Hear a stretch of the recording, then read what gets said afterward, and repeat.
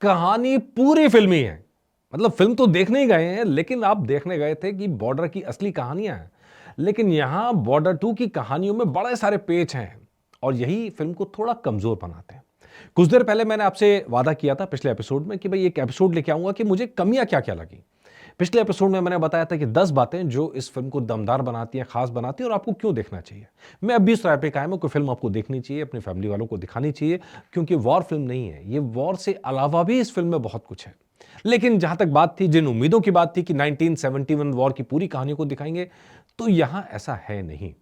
Number one, जब film का disclaimer आएगा, डिस्क्लेमर क्या कहता है ये आपको शो के लास्ट के अंदर बताएंगे कि कैसे उन्होंने सारी चीजों में पल्ला झाड़ दिया और क्यों झाड़ना पड़ा, उसकी वजह आपको इसके अंदर दिख जाएगी। फिल्म के अंदर एक मेजर कैरेक्टर आहन शेट्टी का है, जो इसके अंदर एमएस रावत का किरदार निभा रहे हैं और वो आईएनएस कवच के ऊपर विराजे होते हैं, सवार होते हैं, उसको चला रहे होते हैं मतलब। और वहाँ फिर ऐसी घटनाएं होती हैं कि पाकिस्तान की पनडुब्बी आती है और उसको ख़त्म कर देती है और जो आहन शेट्टी का कैरेक्टर बड़ी हिम्मत के साथ लड़ता है। लेकिन जब रियल लाइफ से इसको कन्वर्ट करके देखेंगे, असली कहानी देखेंगे, तो यार उस ज़माने में तो आईएनएस कवच नाम का कोई जहाज़ था ही नहीं। मतलब एकदम नया जहाज़ बना के वहाँ पेश कर दिया गया है। इसी तरह एमएस रावत साहब का भी जो नाम है, रावत साहब विपिन रावत के नाम से रावत जी जरूर ले आए होंगे उनको श्रद्धांजलि देने के लिए। लेकिन जो कैरेक्टर है जिसके ऊपर उनका कैरेक्टर बेस किया गया है, वो है आपका एम.एन. मूला, ये नाम है। और उनका कैरेक्टर जो था, उनके बेस पे ये एमएस रावत का कैरेक्टर बनाया गया है। अब एग्जैक्टली प्रोनाउंसिएशन क्या होगी मैं समझ नहीं पा रहा हूं, लेकिन जिस जहाज की बात हो रही है वो आईएनएस कवच नहीं है। हैंगौर पाकिस्तान की पनडुब्बी ने, हैंगौर पनडुब्बी थी, उसने हमारे जहाज को डुबो दिया था, वो था आईएनएस खुखरी। ठीक है जी। अब उसके ऊपर द्वीप में म्यूजियम भी बना हुआ है, उसमें जितने हीरोज थे उसमें शहीद होने वाले, उनकी श्रद्धांजलि के अंदर पूरा द्वीप में बना हुआ है और द्वीप के आसपास ही सारी घटना हुई थी। पाकिस्तान ने पूरी तैयारी के साथ वहां पे निकाले थे, जहाज निकाले थे, अपनी पनडुब्बी लगाई थी, जिसका काम ही था हमारे पोर्ट्स को खत्म करना। लेकिन हमारी जहाज बीच में अड़ गए। ठीक है। और सच बताऊं तो ये बहुत बहादुरी, जो जिस चीज की वजह से एम.एन. मूला साहब को महावीर चक्र मिला, तो वो वजह बहुत अलग है। युद्ध में वीरता के अलावा, वीरता सिर्फ दुश्मन को परास्त करना नहीं है, वीरता मुश्किल हालात के अंदर अपना जिगरा दिखाना भी है। मूला साहब पहले ऐसे नेवी के ऑफिसर हैं, मतलब इतने बड़े शिप को चलाने वाले, 2 शिप उनके अंडर में थे और शिप डूबा तो उस शिप के साथ ही अंदर गए थे। उन्होंने पूरी कोशिश की थी जहाज में सवार सारे लोगों को बचाया जा सके, उन्होंने प्रायोरिटी उसी काम को दी थी, लेकिन ऐसा हो नहीं सका था क्योंकि अच्छा खासा यार, मतलब 170 समथिंग लोगों की डेथ हुई थी उसके अंदर। और मतलब अगर आप देखेंगे, पाकिस्तान की सबसे बड़ी जीत ही वो था जिसको इस कहानी के अंदर दिखाया गया। ये मुझे गड़बड़ लगा यार थोड़ा सा, क्योंकि मुझे ऐसा लगता है कि अगर आप नेवी की वीरता की चर्चे कर रहे हैं, आपको नेवी की वीरता के वो चर्चे भी करने चाहिए जो हमारे जहाज़ों ने जाके लाहौर पोर्ट को उड़ा दिया था। 7 दिन तक जलता रहा था पोर्ट पूरा। और ऐसा नहीं कि हम पूरी सेना लेके गए थे, 3 जहाज जाके मार के आए थे, एक बार नहीं बार बार मार के आए थे। उसका कहीं जिक्र ही नहीं लगा फिल्म में। मुझे ये फिल्म यहाँ कमजोर लगती है, ये होना चाहिए था। ठीक है जी। इसके अलावा वरुण धवन का कैरेक्टर, जो दहिया साहब का कैरेक्टर है, बहुत अच्छे से निभाया है, मैंने आपको बताया। लेकिन यार प्रेजेंटेशन में अनुराग सिंह ने बहुत बड़ी गड़बड़ करी है। 2-3 बार ऐसा लगा कि मर गया कैरेक्टर, डेथ हो गई, मतलब शहीद हो गए, फिर लंबी सांस लेके खड़े हो जाते हैं। यार इतना भी दिखाने की जरूरत नहीं थी। मतलब कोई, मतलब ऐसा तंत्र मंत्र थोड़ी चल रहा है यार। मतलब ऐसा नहीं है कि भगवान ने कुछ जादू टोना, फिर तो एक पूजा की थाल भी डाल देते बीच में कहीं पे कि पूजा की थाल है और पूजा की थाल घुमाई तो वहाँ इधर आ गया, जो हमने फिल्मों में हमेशा देखा है कि भैया यहाँ पे ये हो गया, वहाँ पत्नी जो है पूजा कर रही है, उसका असर यहाँ हो गया। भाई ऐसा नहीं है, युद्ध युद्ध की तरह दिखाया था। ये चीज़ें मुझे लग रहा है अनुराग सिंह ने करी हैं जो फिल्म को कमज़ोर बनाती है। ऐसा नहीं होना चाहिए था। 2-3 बार हुआ यार, मतलब एक बार तो लगा कि बिल्कुल शहीद हो गए, एक बार लगा चोट है, बेहोश हुए, समझ में आता है। कम से कम पूरी फिल्म के अंदर कम से कम 4 बार तो मुझे लगता है वरुण धवन को ऐसा लगा कि गए और फिर उठ के खड़े हो गए। जिगरा उस कैरेक्टर, दहिया साहब का जो कैरेक्टर है, परमवीर चक्र ऐसे ही नहीं मिला ना, वो जिगरा था। लेकिन वो जिगरा जिस चीज़ के लिए था वो इस फिल्म से मुझे कम लगी। क्योंकि इसकी वजह मैंने आपसे कहा लास्ट के अंदर मैं डिस्क्लेमर जब आपको पढ़ के सुनाऊंगा, आपको समझ में आएगा मैं क्या कहना चाहता हूँ, क्यों कहना चाहता हूँ। यार मुझे बड़ी कमजोरी लगी फिल्म की, बांग्लादेश का सीन ही नहीं दिखाया यार। फ्रॉम द डे वन मैंने पहला एपिसोड किया था बॉर्डर 2 पे, मैंने कहा था कि 1971 वॉर का सीन दिखाया जाना चाहिए जहां पाकिस्तानी सैनिकों की वर्दी उतरवाई गई थी, साफ कहें तो पैंटें उतरवा दी गई थी। है ही नहीं। क्यों नहीं है? होना चाहिए था।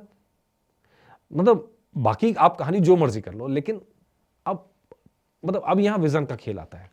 आपने क्या सोच के फिल्म बनाई है, हम क्या सोच रहे हैं। हम जो सोच रहे थे शायद वो अलग है, जो निधि दत्ता ने सोचा शायद वो अलग है, अनुराग सिंह ने जिस तरह प्लान किया वो चीज़ अलग है। तो इसलिए कहीं ना कहीं थोड़ी सी निराशा लगती है, क्योंकि पूरा देश तो यही सोच के चल रहा था कि 1971 वॉर की कहानी है। तो भैया 1971 वॉर की कहानी नहीं है, और इसीलिए फिल्म थोड़ा सा मुझे निराश करती है, सारी अच्छी चीज़ें होने के बाद भी। मैं फिर कह रहा हूँ, फिल्म ऐसी, अब भी फिल्म ऐसी है कि आपको फैमिली के साथ जाना चाहिए, लेकिन आपको पता होना चाहिए कि कमज़ोर पॉइंट्स क्या हैं। ठीक है जी। इसके अलावा याद है यार, 91 91,000 सैनिकों ने आत्मसमर्पण किया था। दुनिया के इतिहास में कहीं नहीं। हमने तो कहा था कि बड़े पर्दे पर आएगा तो आग लगा देगा, लेकिन है ही नहीं। हमने तो कहा था यार जब ये सीन आएगा तो मतलब ऐसे ही पूरे देश की जनता तालियां बजाएगी और आपको कुछ फर्जी बनाने की जरूरत नहीं। तो असली में हुआ था, असली में हुआ था, लेकिन नहीं जी, नहीं है। तो अब सवाल यही, मतलब ठीक है, मैं तो आपसे कह रहा था कि ये सारी घटनाएं जो है 3 घंटे में नहीं आ सकती, बड़ा कर देते, लेकिन यहाँ पे इमोशनल कंटेंट को इतना बड़ा कर दिया गया, युद्ध को बहुत छोटा कर दिया गया। तो मेरे हिसाब से 1971 वॉर पर एक रियल वॉर फिल्म का बनना अभी बाकी है। देश में अब तक कोई इस फिल्म को बना नहीं पाया है, बनाया जाना चाहिए। इसी तरह कलेर साहब का कैरेक्टर बनाया गया, जो कलेर साहब के रियल लाइफ कैरेक्टर से बहुत अलग है। ये एकदम डिफरेंट कैरेक्टर है, और जिगरा दिखाया गया। डेफिनेटली वो जिगरा हमारी सेना में है, और वो जिगरा यहाँ पे आपको दिखाया गया है। और उसके अलावा यहाँ जो एकदम आखिरी के अंदर होता है ना, अचानक मदद के लिए पहुंच गए। अरे यार, ये चीज़ ना, मतलब वो फिल्मी कहानियों में अच्छी लगती है कि एक आदमी ने मशीन गन लेके चला और 100 को मार दिया। यार ये रियल वॉर में ऐसा होता नहीं। वॉर में आप बंकर से लग के गोली नहीं चलाएंगे तो आप जिंदा नहीं बचोगे। और यहाँ तो वरुण धवन और सनी देओल दोनों बंदूकें लेके एकदम खड़े हो गए बंकर के ऊपर कि वह वहीं से मारेंगे सबको। यार ऐसा नहीं होता यार, ये कहानी बहुत फिल्मी हो गई, बहुत ज़्यादा फिल्मी हो गई यार। प्लीज़ ऐसा नहीं करना चाहिए था। मतलब हीरोइक बनाने के लिए जरूरी नहीं। आप जेपी दत्ता साहब की पुरानी फिल्मों को देख लो यार, मतलब करगिल एलओसी देख लो, क्या फिल्म बनाई है यार।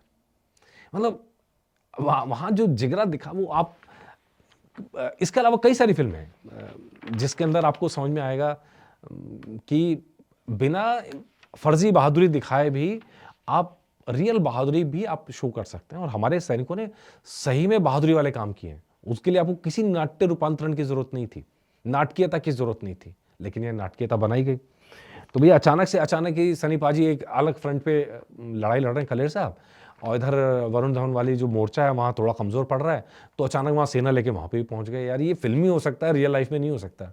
और यहाँ की फिल्म मुझे कमज़ोर लगती है। अब मैं आपको जो कहा था डिस्क्लेमर, जहाँ से फिल्म ये कमज़ोर हो गई वो पहला फ्रेम था फिल्म का शुरू होते ही, वो ये फिल्म 1971 के भारत पाक युद्ध से जुड़ी घटनाओं एवं सार्वजनिक डोमेन में उपलब्ध उन घटनाओं के कथानक से प्रेरित एक काल्पनिक कृति है। काल्पनिक कृति है, ये फिल्म वाले खुद बोल रहे हैं। फिल्म के कुछ पहलू जिनमें पात्र, संवाद, घटनाएं और परिवेश शामिल हैं, पूरी तरह से सिनेमाई कारणों और नाटकीयता प्रस्तुति हेतु रचनात्मक स्वतंत्रता लेकर गढ़े गए हैं। यह फिल्म किसी भी व्यक्ति की जीवनी या वृत्त चित्र नहीं है, और न ही यह फिल्म दर्शाए गए किसी भी व्यक्ति, जीवित या मृति, वैधानिक प्राधिकरण, घटना, जानकारी, परिस्थिति के संबंध में प्रमाणिकता या ऐतिहासिक सटीकता का कोई दावा करती है। यह फिल्म पूर्ण सम्मान के साथ तथा प्रेरित करने के लिए, शिक्षित करने और मनोरंजन करने के उद्देश्य से बनाई गई है। फिल्म निर्माताओं ने, और भी बहुत कुछ है यार, फिल्म निर्माता भारतीय सशस्त्र बलों के चित्रण में अत्यंत सावधानी, सतर्कता बरती है। मतलब ये बात समझ में आती है कि सेना के सम्मान में बनाई गई है, लेकिन है एंटरटेनमेंट के लिए। इसका हिस्ट्री से, फैक्ट से कोई लेना देना नहीं है। और इसीलिए कलेर साहब का कैरेक्टर की जो घटनाएं हैं वो ओरिजिनल नहीं लगती कई जगह। इसीलिए दहिया साहब की बहादुरी कई जगह ओरिजिनल नहीं लगती है। इसीलिए शेखर साहब की बहादुरी के किस्से भी फर्जी लगने लगते हैं यार। मतलब जब रियल लाइफ में इतना ड्रामा मौजूद है तो यार क्यों नहीं किया गया उसको इस्तेमाल उस तरह से। मेरा ये शिकायत है, और पूरी फिल्म देखने के बाद मेरी ये शिकायत बनी हुई है, खत्म नहीं हुई है। बाकी प्रेजेंटेशन के हिसाब से फिल्म अच्छी है, इमोशन के हिसाब से फिल्म अच्छी है, सैल्यूट करने के हिसाब से फिल्म अच्छी है, और इस पर तो हमने पूरा एपिसोड किया कि क्या क्या अच्छा है। सबके कैरेक्टर्स के अभिनय अच्छे हैं, लेकिन हिस्टोरिकल टाइमलाइन पे ये फिल्म सही नहीं बैठती है।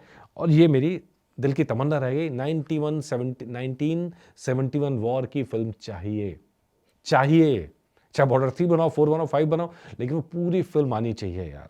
और जहां से शुरू होके बांग्लादेश से जो पूरी किस्सा शुरू हुआ था और बांग्लादेश पे खत्म हुआ था, वो पूरा किस्सा कहानी आनी चाहिए यार। वो नहीं आई है इस फिल्म में, सॉरी। बाकी आप लोगों का जो रिएक्शन प्लीज मुझे कमेंट करके बताइएगा। नमस्कार।